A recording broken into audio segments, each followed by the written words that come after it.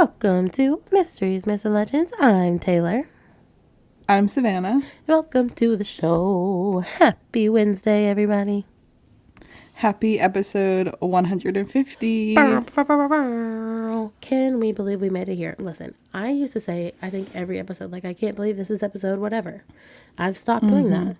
But we're not going to do that for this one because this is a big number. 150 is crazy.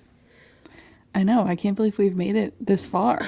I know. We've said it before. We'll say it again. Our goal when we started was 10 episodes. And now we've made it 15 times that. So that's amazing. We really did it. Yeah. Yay. So shout out. Thank you to everybody who's... Oh, we were just going to say the same thing, weren't we? Mm-hmm. Yeah. To everybody who's been listening since the beginning or the middle or just came across this one today. Exactly. Thank you. We love you. We love doing it. It's so fun. Mm-hmm. So fun and we love it. Now, for those who are listening, okay, also, sorry we missed last week. Guys, if you can probably hear it in my voice, I've been sick for like 3 months and it's not getting better. Doctors are like, there's nothing we can do. And I'm like, what do we mean by that? Well, it's 2024, modern medicine. Right. So I didn't have a voice last week. And I have about 75% of a voice this week, so bear with me on that one. Mm-hmm.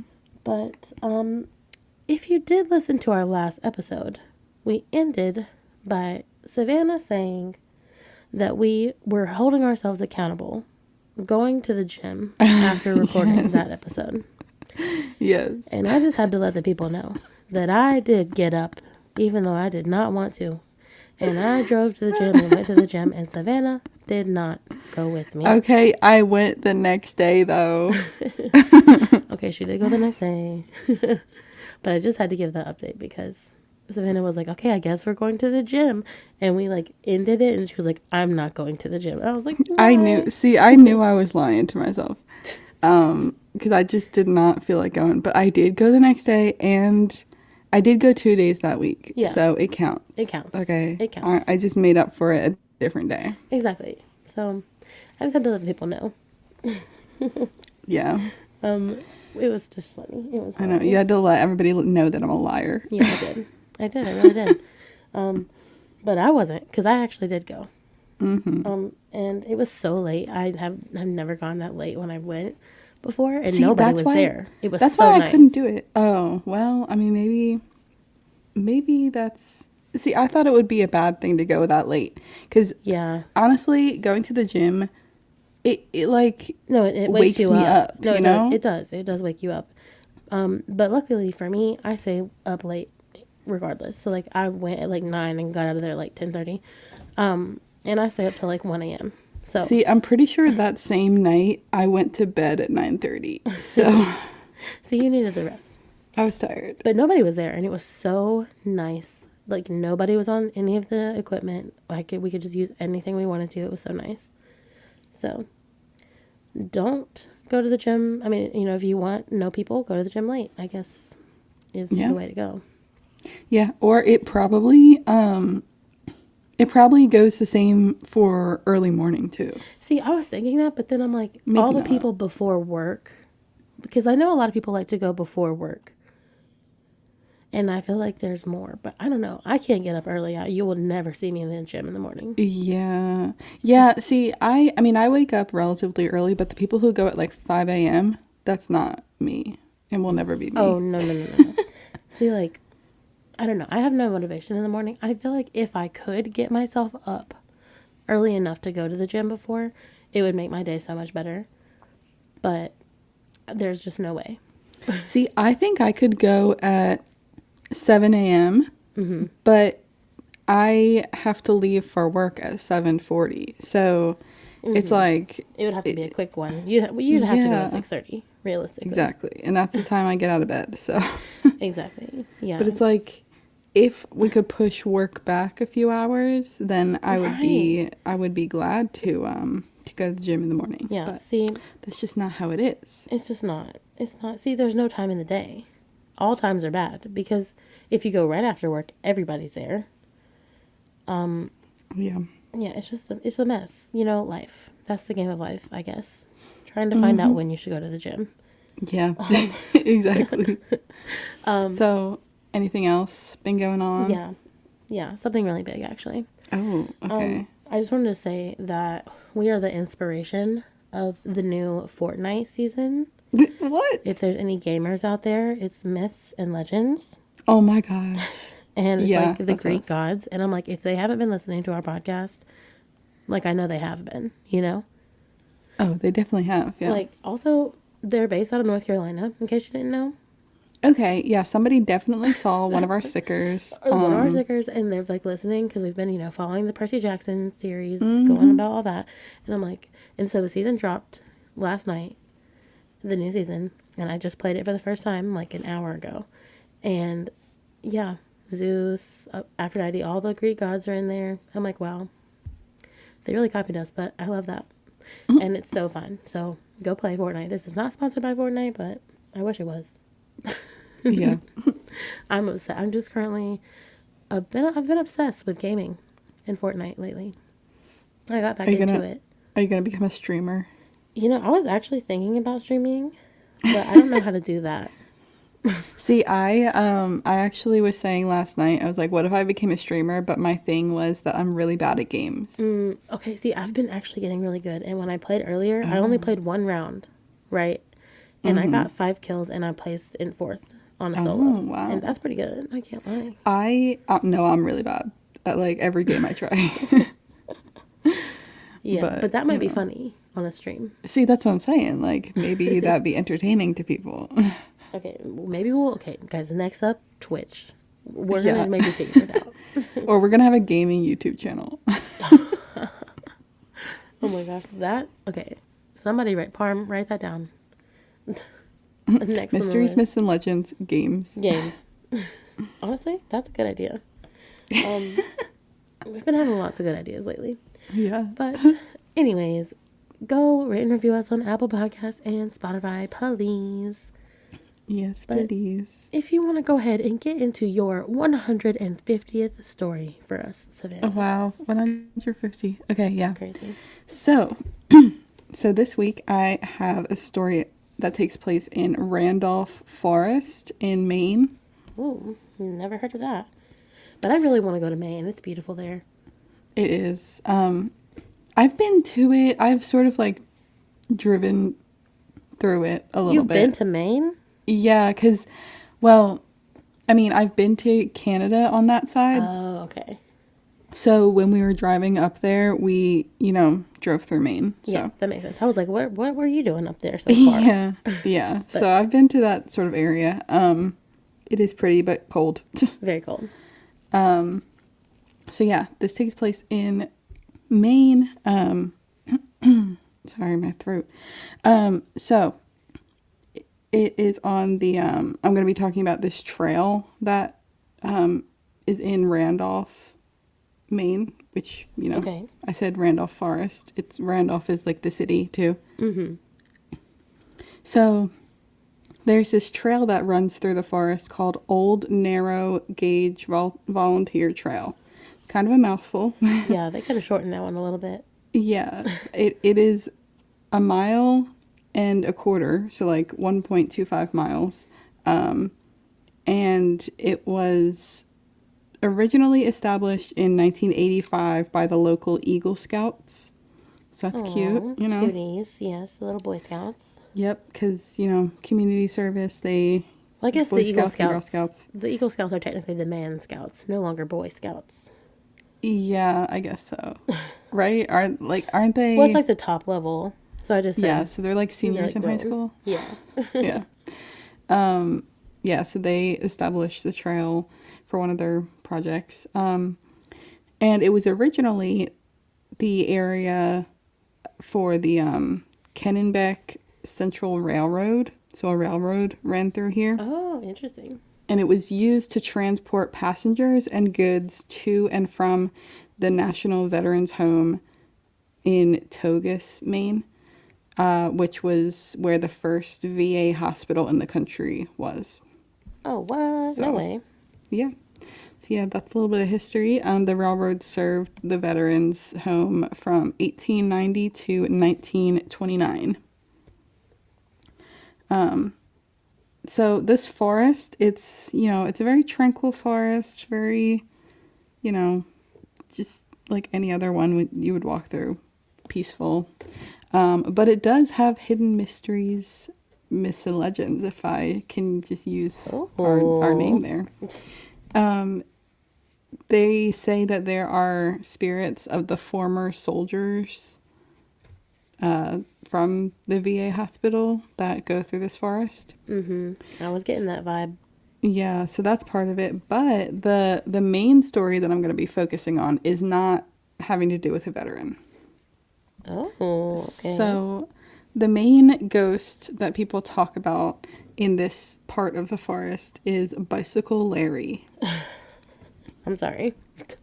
But that is so unserious of a name. I know. But I love it. Yeah, so let me get into this story. And honestly, this story does have some, it's true crime aspects as well. Okay. Yeah. Getting into it. Yeah, so this is my first time. I feel like I haven't really talked about any stories. I was just going to say, crime. I think this might be your first true crime.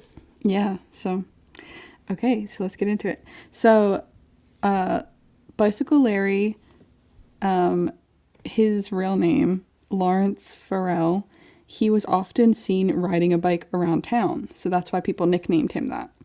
And in December of 2004, at the age of 55, he disappeared into the forest. Oh my God. Okay, but the forest is only a mile long?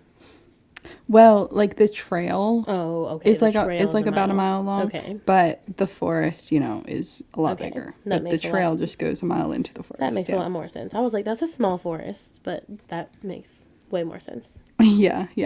I just chose the trail because that's sort of the area that he disappeared in, and it's also the area with the VA hospital, so that's sort of where the ghosts are concentrated. Yeah, but for sure. Yeah, it's a bigger forest than just that. Gotcha. So yeah, he disappeared in 2004, and he was reported missing by a social worker when he did not pick up his social security check for November. So then in December, that's when he was reported missing. So at the time of his disappearance, he was staying with his friend Norris Perry, and they were staying in Norris's trailer home that was close to Randolph Forest. So the backyard was the forest, and the trail ran right into the back, through the backyard, basically. If that makes sense. Yeah. And after Larry disappeared, Norris was also found dead. Or I guess I shouldn't say also, but he was found dead. Okay, that's very suspicious. He took his own life. Oh, no. Yeah. Okay. So they found that he had overdosed on pills and alcohol. Very sad.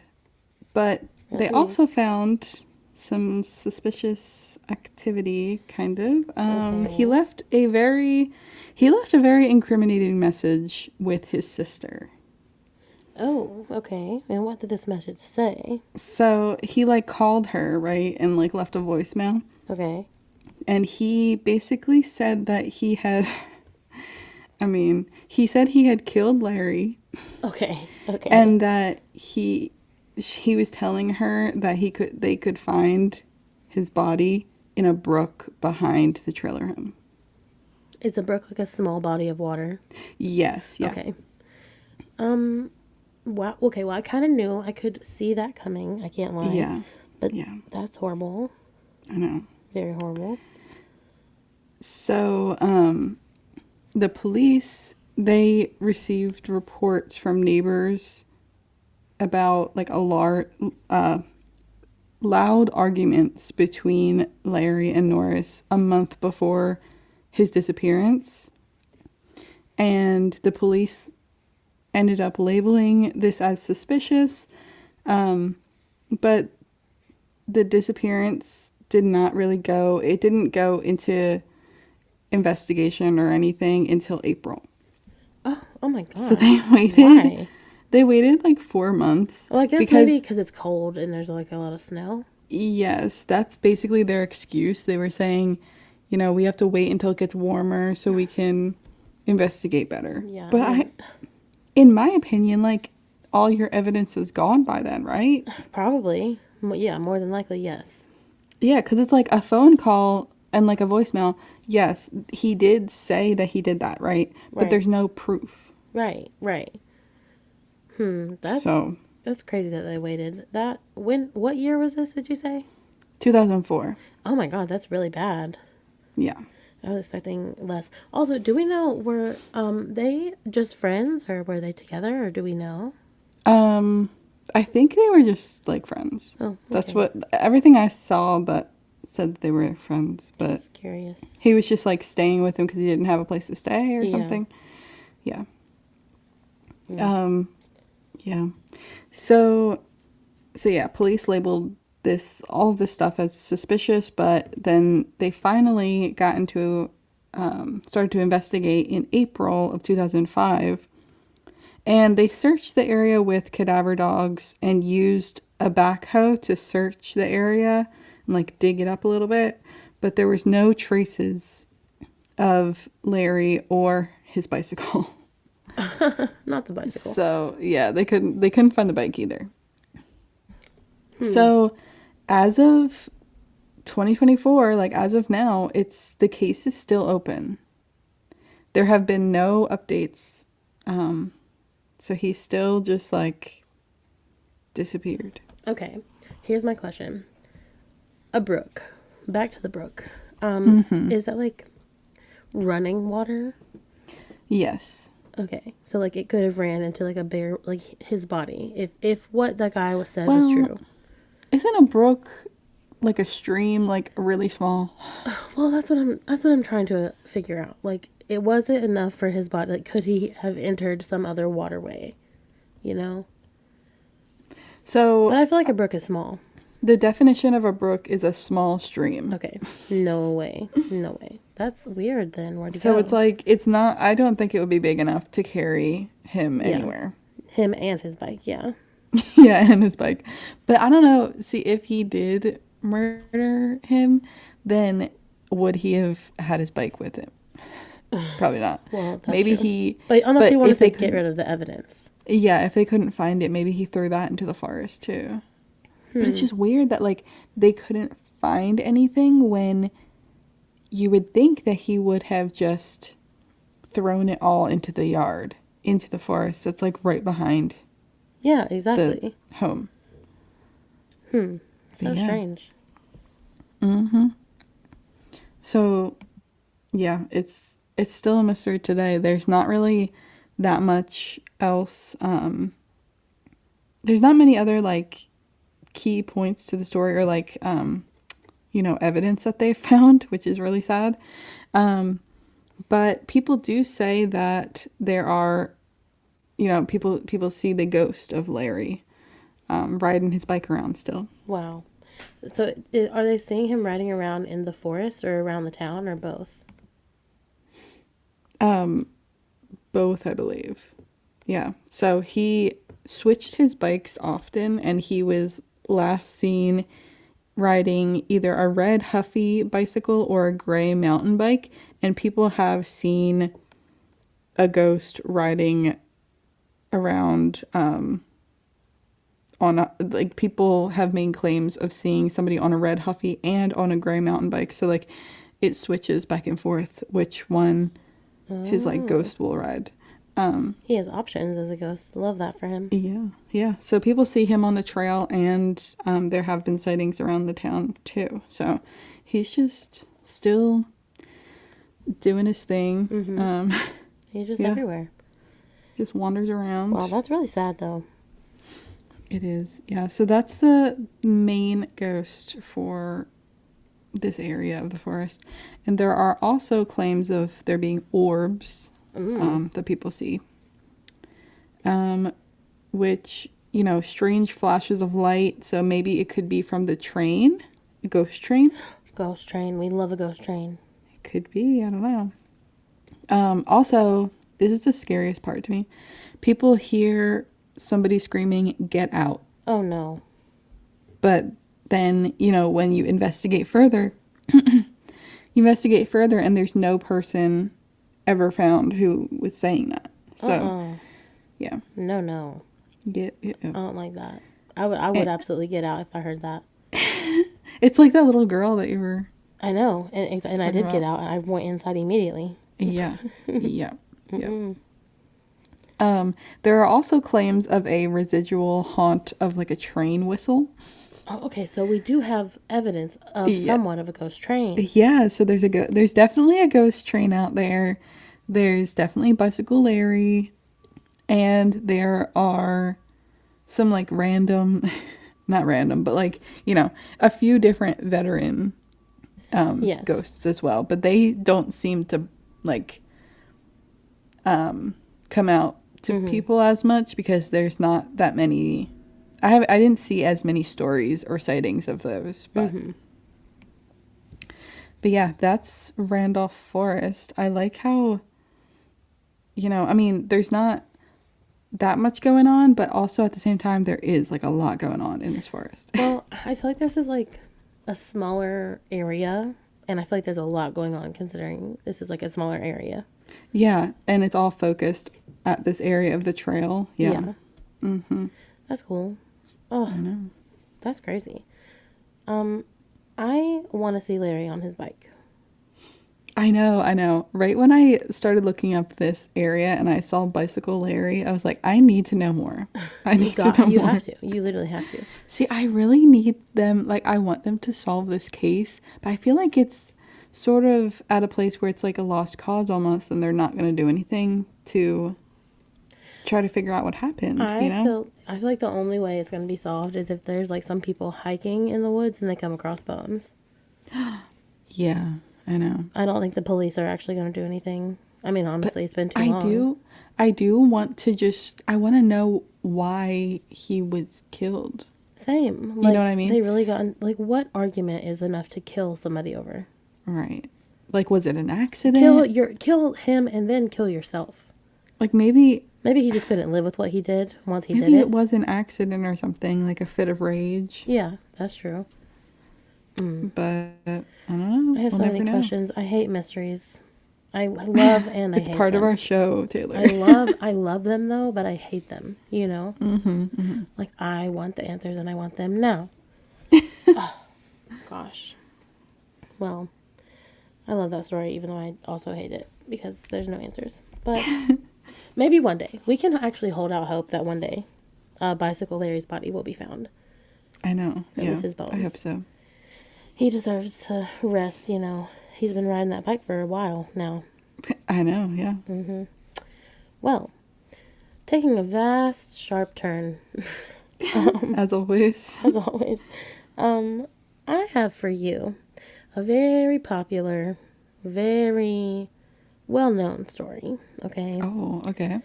I have for you The Curse of King Tut. King Tut. King Tut. My God. See, and I have always wanted to dive into this story because you hear about the curses and things and all of that, but I don't think I've ever really heard much about, like, I've only heard, like, the surface level. No, literally. I'm ready. Quite literally, that was me. I was like, I need a good, thick story, a juicy story for episode 150. And I was like, what could it be? What could it be? And then I just so happened to see Night at the Museum on TV. Oh, yes. And so I'm sure, unless you're Patrick Star living under a rock, you have heard of at least somewhat of the Curse of King Tut. It's very famous. There's many movies like built around this curse, such as Night at the Museum being one of them. But yeah, there is actually said to be a real curse on the actual tomb of King Tut. Oh. Yeah. Okay. So apparently it's not like uncommon for curses to be placed on tombs because people like to mess with mummified bodies, apparently. And so they want to keep like their kings and their queens' bodies in rest. So they will put curses on their tombs so to make sure that they can remain at rest, which I think is cool. Yeah. Because, we shouldn't be messing with their burial places, Like, yeah, let them definitely rest. not. Yeah. So, let's just get right on into it. this story truly starts all the way around 1300 BC. Very, very long time ago. BC means, I don't even know. But long. It's there, isn't there like before Common Era or something? Before Common Era. Yeah, well, that's BCE. But isn't that the same thing or no? You know, you're asking the wrong person. Maybe it is. I don't know. It is. Okay. But it's around 1300 BC when Okay. Pharaoh Tutankhamun, that's his full name, but people just called him King Tut. But Pharaoh Yeah, Tutankhamun, probably because nobody can, yeah, because it's people hard. didn't want to pronounce Yeah, it. they're Yeah. like, it takes me 30 seconds to pronounce his name. So King Tut, he ruled over ancient Egypt for about 10 years. And he actually became the king of Egypt at just 9 years old, which I did not know. Oh, yeah. No, I did know that he was a young king. Can That's you imagine? actually so sad, and only for 10 years. Yeah. Only Wow. for 10 years. But can you imagine being 9 years old and having to rule a country? Right. Because I Right. surely can't. I couldn't do it now at 26.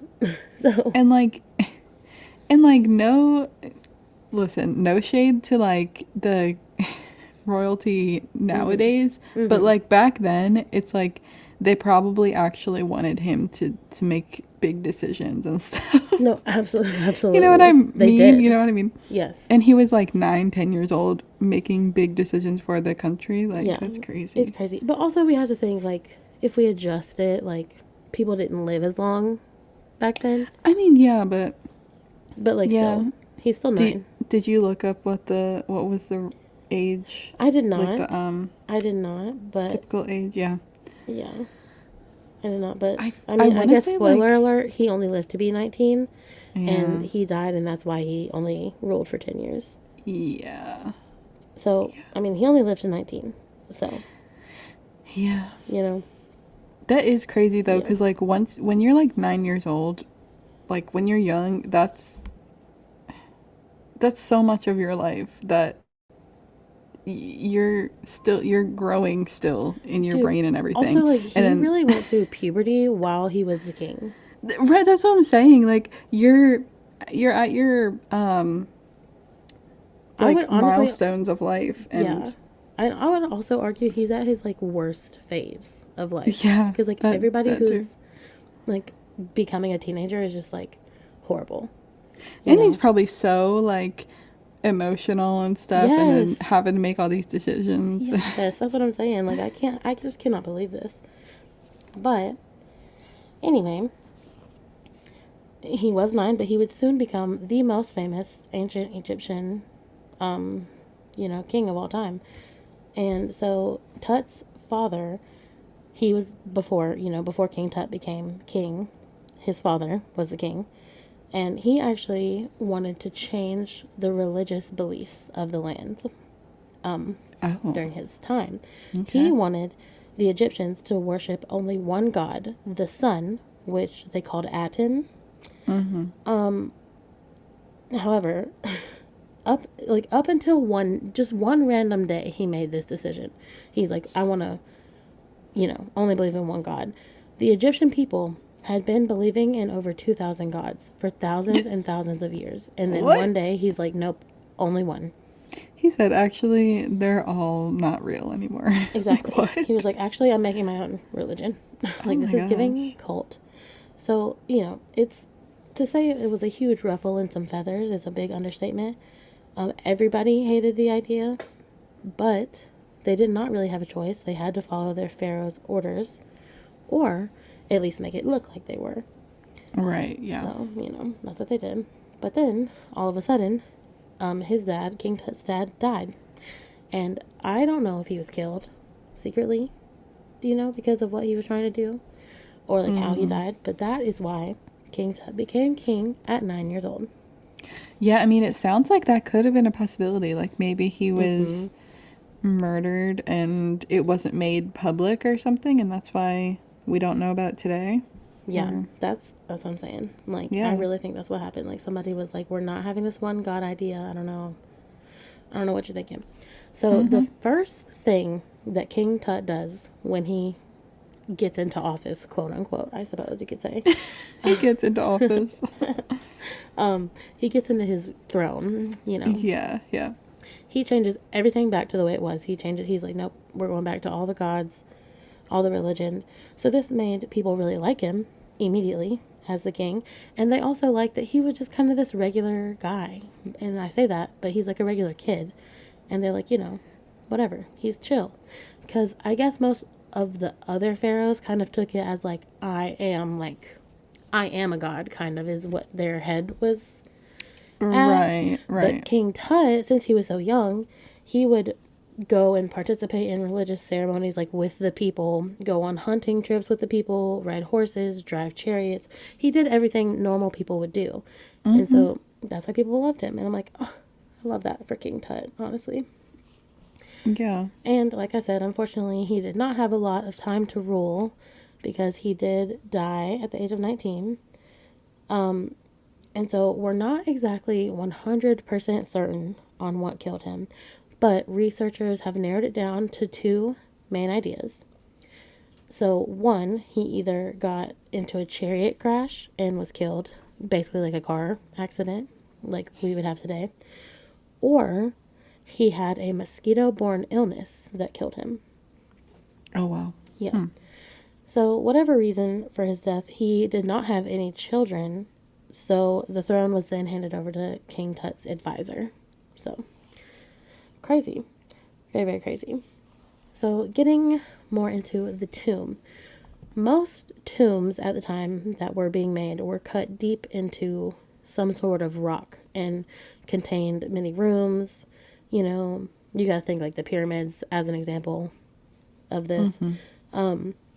But King Tut's mummified body was placed in an unusually small tomb in the Valley of the Kings, which, if you don't know what that is, it's basically this hilly area where pharaohs were buried like 500 years prior.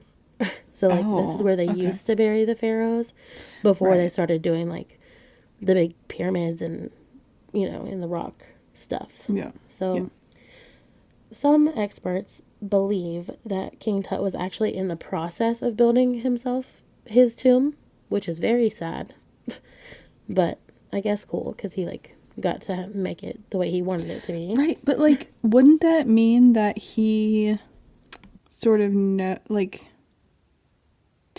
was it common for them to make them when they were that young? Like, or did he just know he was gonna die? Like, well, I think that, like, basically once you become king, you kind of go ahead and start making it so you can have a very lavish looking one, like, the way that you want it. Yeah, so you can have years and years to make it. Exactly, because it's going to take years and years to carve out from the rock and stuff. So, yeah, I think it was common, even though it is pretty unusual, especially, you know, nowadays. But, let's see here. Yeah, but obviously because he died so young, you know, they did not have time to finish it. So, also, the guy that took over for King Tut once he died, his name is King I guess is how you say it, A-Y. King I, don't know. Okay. But, people believe, actually, that King I might have swapped tombs with Tut so that he could finish it, and that, like, it was kind of like his evil mastermind idea to like take over his like King Tut's tomb. Like he wanted to be king. So I'm like, that's a little bit suspicious. See, that's sus too, because like, yeah, what if he killed him? Exactly, because like we don't really know what happened, and I'm not blaming him, you know, because we don't know, but I'm like, it is a little bit suspicious, and yeah, so all I know is. I don't know. I don't even know. But regardless, King Tut's burial was very rushed, very unplanned, very not prepared. Spots of mold on the paint inside of the tomb shows that the workers didn't even let the paint fully dry before sealing the tomb up. Because if you don't know, we have today opened his tomb. which is not good, probably, due to the curse and all that I'm going to get to. But Yeah. I've heard about the mold spores. And that yeah, actually, I don't know if you're tying that into the curse, but I've heard that that could be tied to the curse, the mold. yeah, well, that's a theory. Yeah, it is Yeah. a theory that it could be. So going back still, we're going to fast forward a little bit into the future, but into our past. All the way to 1917. Okay? It was not until 1917 that we actually knew where King Tut was buried. All that time, Okay. from like 1300 BC to 1917 AD. Yeah. So just keep that in mind because that's crazy. Many people wanted to find it. They were on the search for years and years and years and never did find it. That is until a man named Howard Carter and this other guy who was this really wealthy British man named Lord Carnarvon. Okay. They got together, started their search, and they would carefully dig in the sand all the way down to the bedrock, and in areas where they thought it could be. So years went by, and they were just digging and digging and digging for quite literally years, but finding nothing. That would drive me crazy. Like, how do you keep doing that? The way I would give up so fast, like there's no way I would do that for years. And so they were gonna give up. They were getting ready to give up. They were like, "There's just no way." But Carter was just like, "Okay, just give me a couple, like 2-3 more months, and if we don't find anything, we can stop."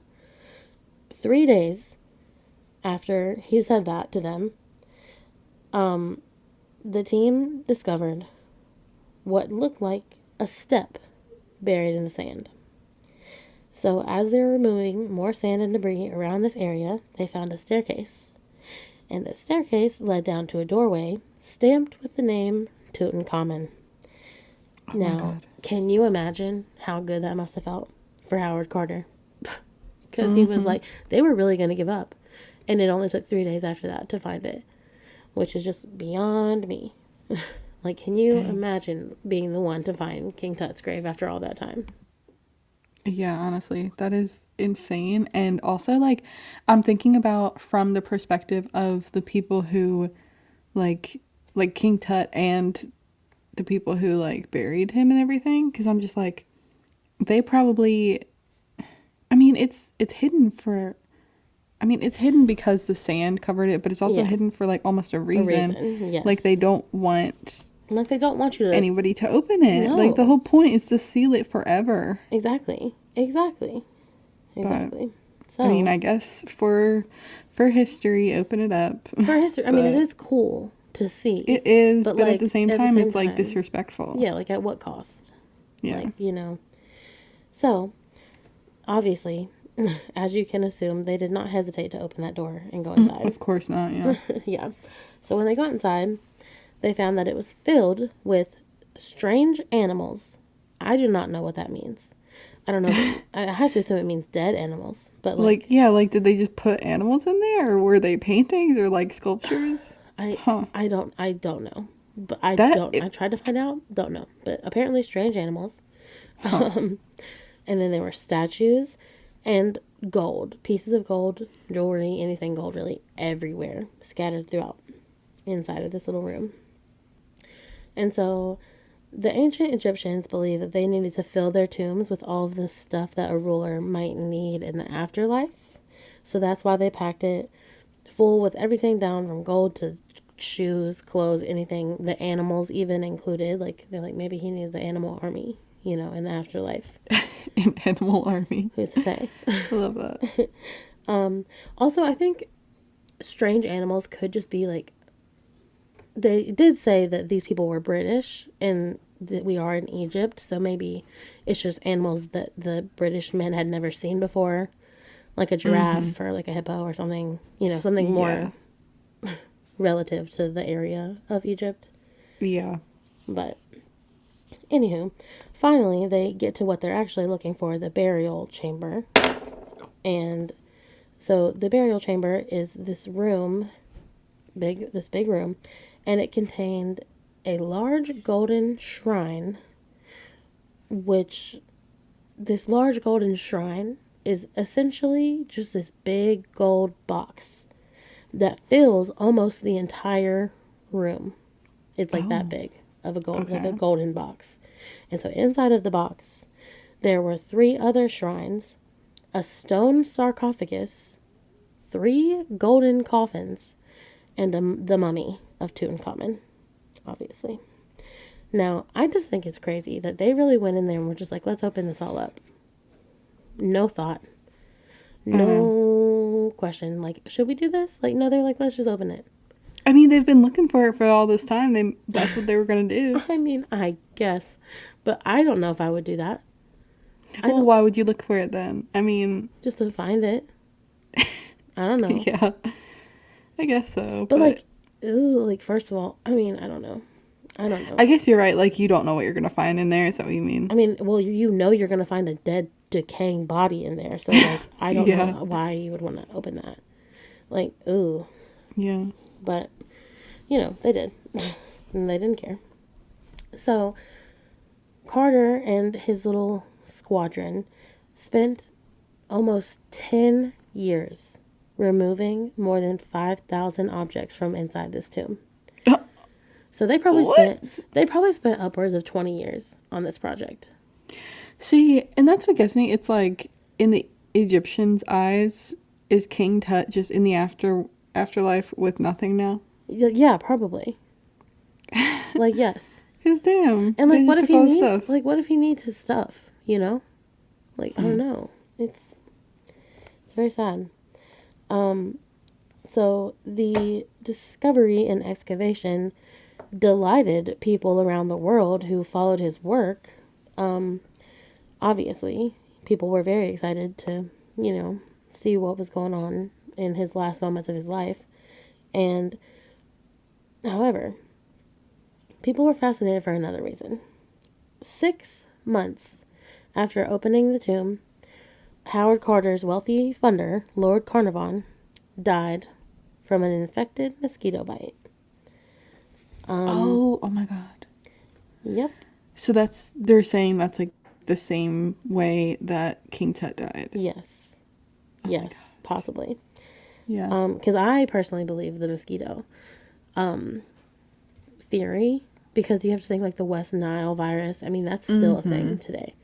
So, yeah. You know, mosquitoes are very dangerous.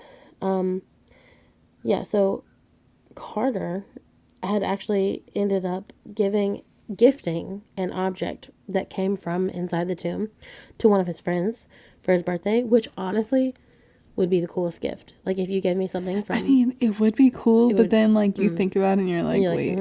It's kind of, like, problematic. Like, it's like, what's it called? When people literally dig up graves and steal from them. Oh, yeah, like the grave robbers? Yeah.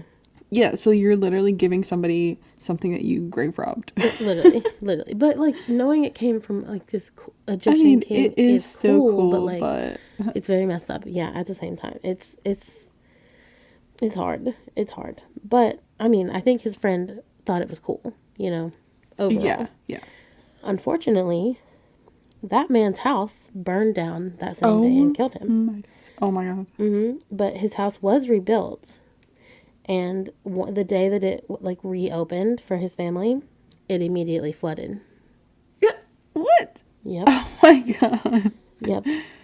Yeah, so some of these are just a few of the stories of why people think King Tut's tomb is cursed, because it was never supposed to be opened or messed with to begin with.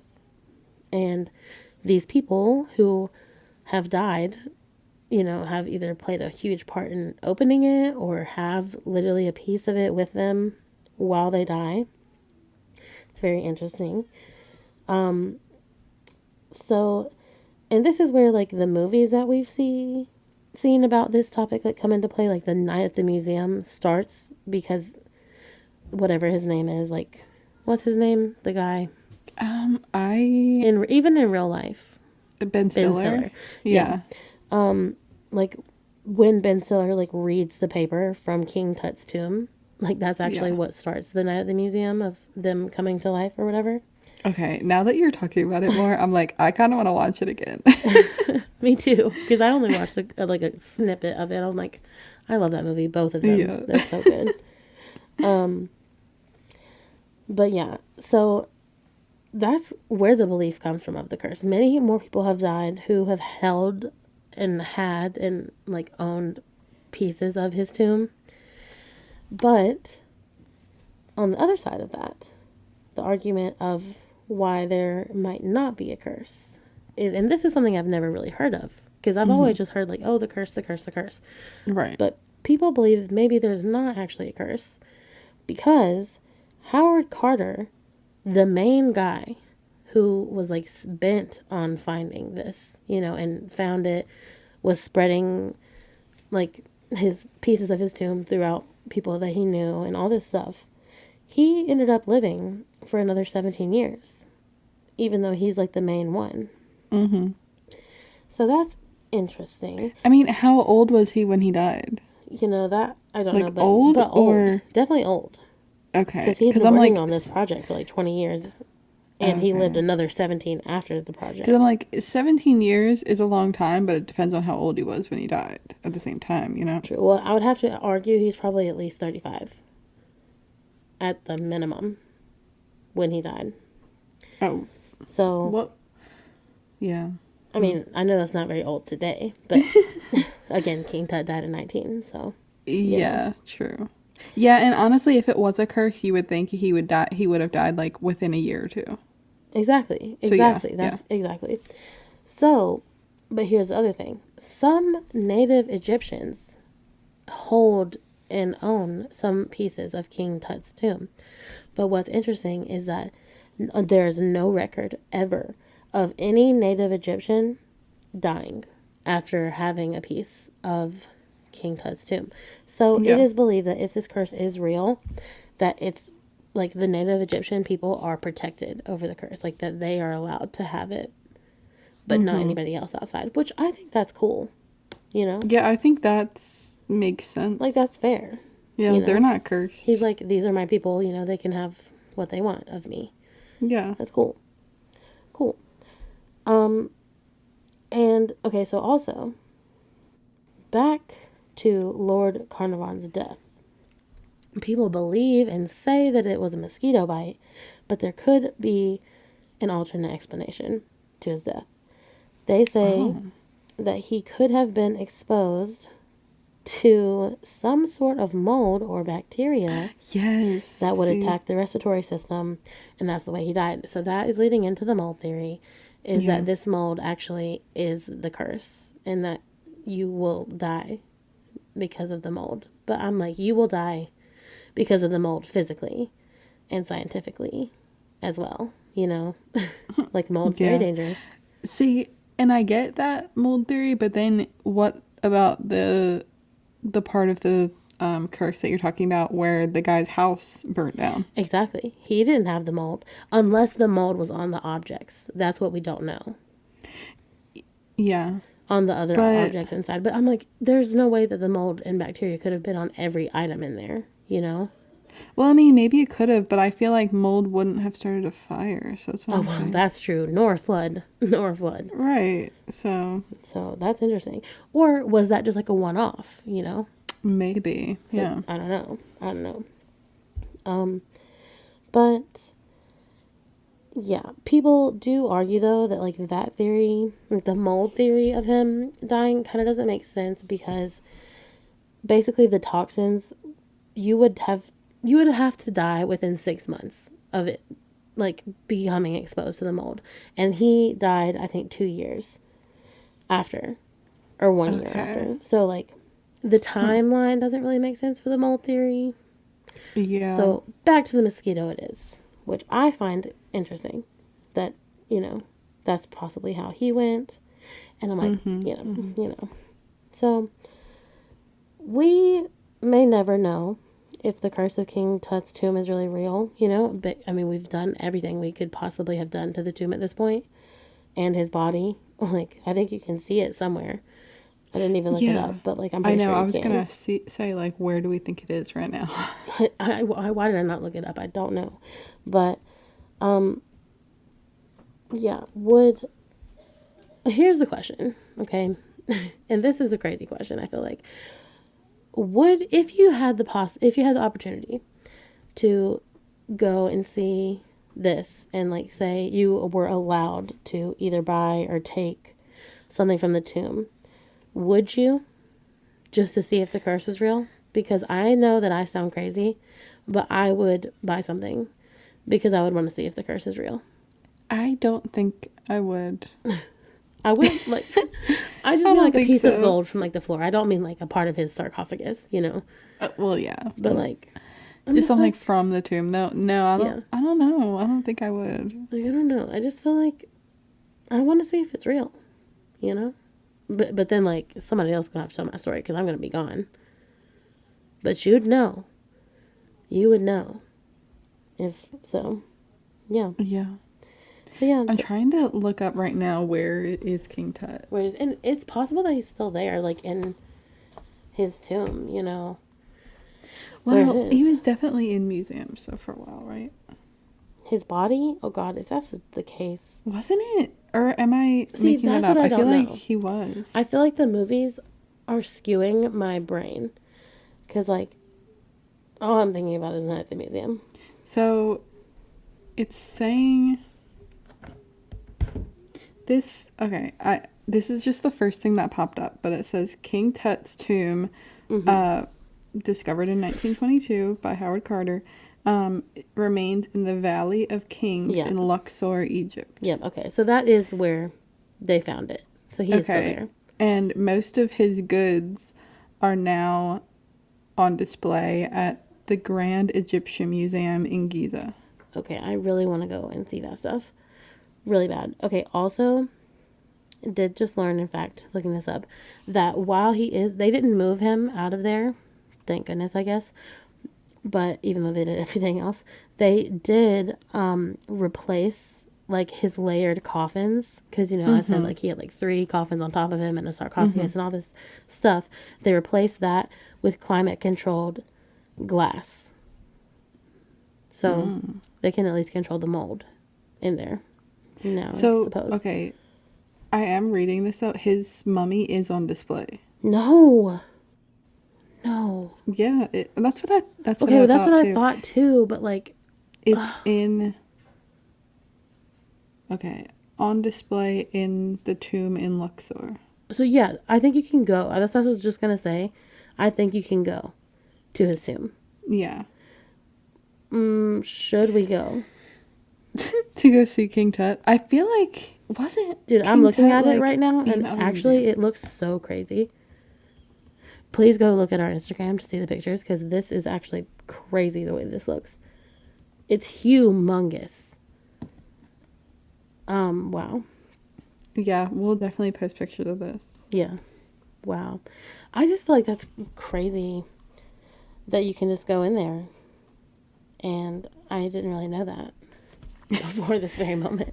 Yeah. Like, And go into his go actual into the tomb. That's crazy. That seems... They turned it into a museum, basically. That's maybe flying too close to the sun. That maybe... I know. Like, I know I said I would take home an object, but, like, going into the tomb... I don't know. Seems like you're really asking to be cursed. And then also, like, you think about, like, he thought that he was going to be buried with all of his things. Yeah. And closed in there forever. And now he's just on display for people to look at. And it's like, what? Like, what? Like, what? What? Also, I feel like it's weird that we have a mummified body on display, guys. Well, I mean, I feel like I've seen other ones in museums before, but maybe... Really? They were just replicas? I surely have not seen a mummified body.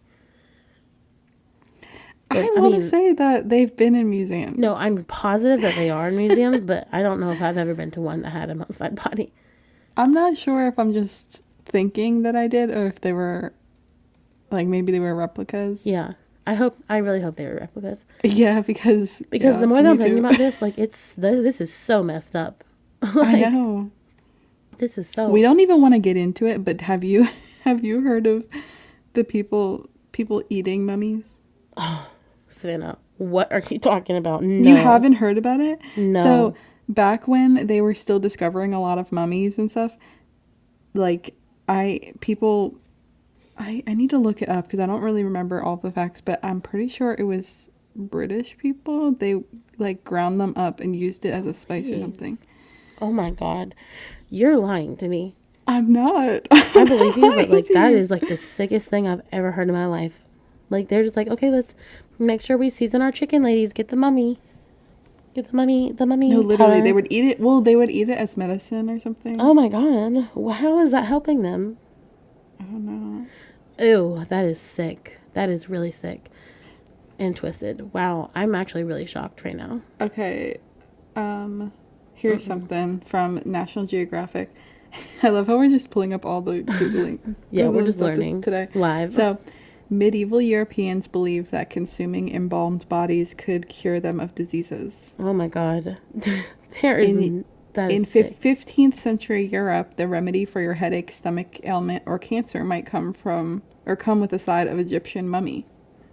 Yeah, they literally would. Yes. You haven't heard of this before? No. No. Yeah. Okay, so how does one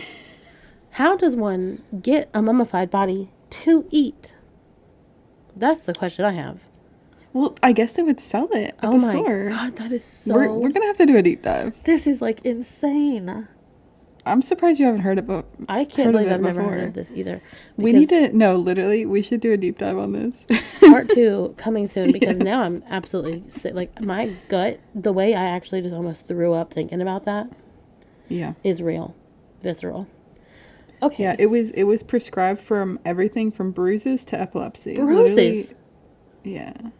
Guys. The medieval people were crazy. I mean, I'm actually speechless, I think, at that point. So, yeah, I guess on that note, that's the curse of King Tut's tomb. Wow. See, and that's why... Okay, I'm not even going to get into it because we can get into our deep dive, okay? Okay. All right, that's it. Okay, that's it. End of story. That's crazy. That's so crazy. Well, it's definitely expected part 2 because I need to learn far, far more about that information. That is just insane. Sorry if we shook your pants off because my pants are shook off right now. That's all I got to say. Yeah. Definitely go check out our Instagram to see pictures. I just am shook. Also, I wish we had a picture of Bicycle Larry. Oh, I know. There's like photographs from the police and stuff, but I might try to find a better picture. So it's so sad. All these stories are sad today, honestly. Yeah. Just big sad. Yeah. Big sad. Big sad. Oh, our common theme, dead bodies. We love my God. That. That's horrible. Thanks for that. Yeah, I mean, I had to add it in there. Had to throw it in. Well, please go rate and review us on Apple Podcasts and Spotify. We don't always talk about dead bodies. I can promise you that. But other than that, I guess I don't really have anything else. I'm still a little shook from the mummified eating going on. But we'll return to that subject for sure. We will. Mm-hmm. But I guess that's all I have for you guys this week. What about you, Savannah? Yeah, I think that's it for now. All right. I think, it's time to go. Happy 150th episode. And I guess we will see you guys next week. Cue the music.